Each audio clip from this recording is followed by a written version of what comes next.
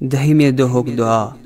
اللهم اجعلني فيه من المتوكلين عليك، واجعلني فيه من الفائزين